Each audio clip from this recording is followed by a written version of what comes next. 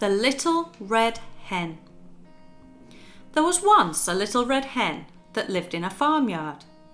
Most of her days were spent scratching about the farmyard, pecking the ground with her beak as she hunted for worms for herself and her little chicks.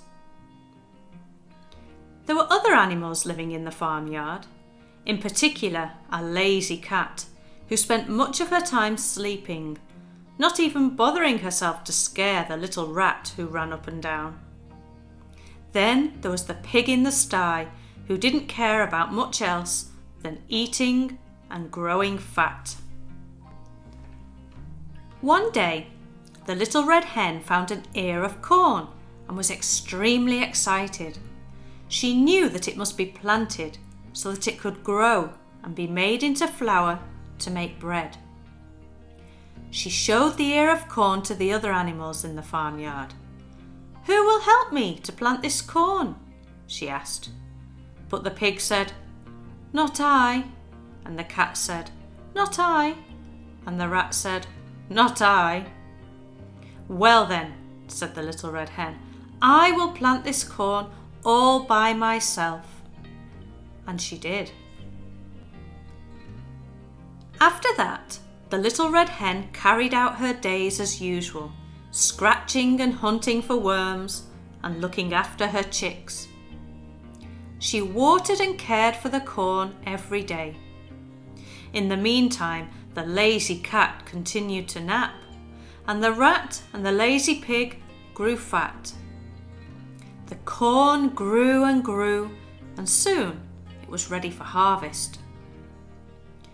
"Who will help me to cut this corn?" asked the little red hen. "Not I," said the pig. "Not I," said the cat. "Not I," answered the rat. "Well then," said the little red hen, "I will cut the corn all by myself." And she did. When the corn was cut, the little red hen knew that it must go to the mill to be ground into flour. "Who will help me to carry the corn to the mill?" she asked.